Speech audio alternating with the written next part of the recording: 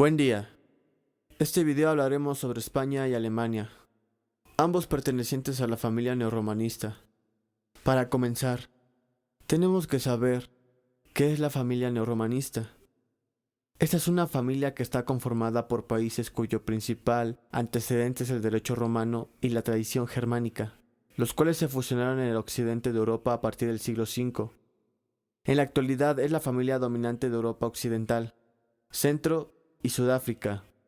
Esta familia es una de las consideradas más antiguas, pues su origen se remonta en la creación de 12 tablas, que ya sabemos fueron creadas en el año 450 después de Cristo. Entre algunos países latinoamericanos que adoptaron este sistema jurídico se encuentra Argentina, Bolivia, Brasil, Haití, México, Nicaragua, entre otros.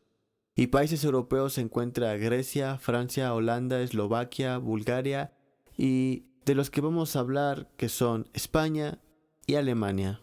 La familia neorromanista en Alemania. Durante la mayor parte de su historia, Alemania fue un conjunto de principios y ciudades semi-independientes. De hecho, no fue un estado-nación hasta 1871. Los primeros habitantes del territorio que hoy ocupa Alemania fueron tribus celtas y germánicas nómadas, bajo el dominio del emperador Augusto. Los romanos iniciaron la conquista de las tierras alemaneses torno a 12 a.C. y alcanzaron el Rin y el Danubio. La Reforma del siglo XVI. Las ideas humanistas y el Renacimiento suscitaron críticas a los abusos generalizados de la Iglesia, en especial la práctica de vender indulgencias para exonerar pecados. En 1517, en la ciudad universitaria de Wittenberg, el monje y profesor de teología Martin Luther King hizo públicas las 95 tesis. El auge de Prusia a medida con el poder del Sacro Imperio Romano Germánico se desvanecía. Una nueva potencia empezaba a divisarse en los horizontes. Brandeburgo-Prusia.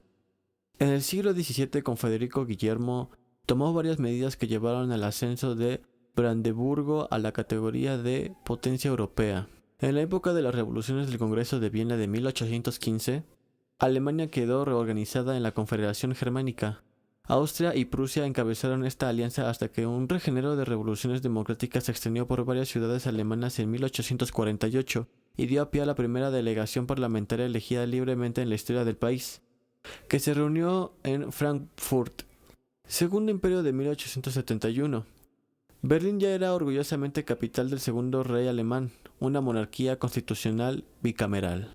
En la Primera Guerra Mundial, la euforia iniciaba y la fe en obtener una victoria rápida dieron pasos enseguida a la desesperación. Mientras las víctimas se apilaban en las trincheras del campo de batalla y los civiles pasaban hambre y frío en las ciudades. Tras la derrota en 1918 se produjo un periodo de agitación y violencia. El sistema judicial alemán está estructurado federalmente. Debido al régimen federal del país, el ejercicio de la jurisdicción se encomienda a órganos jurisdiccionales federales de los 16 estados federales.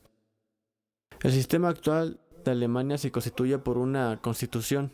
La ley fundamental constituye la base jurídica más importante de la vida en Alemania y de la Constitución de la República Federal de Alemania. El poder del Estado está dividido entre ramas poder legislativo, ejecutivo y judicial.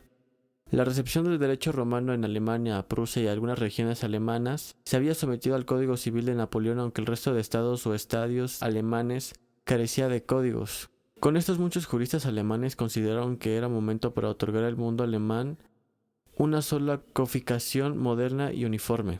Escuela Histórica Alemana. Esta fue una de las primeras universidades alemanas donde von Savigny fue considerada una de las figuras rectoras, donde se impuso el estudio del derecho.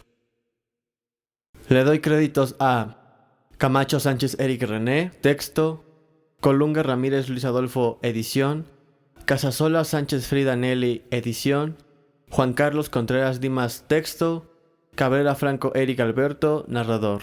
Gracias por su atención.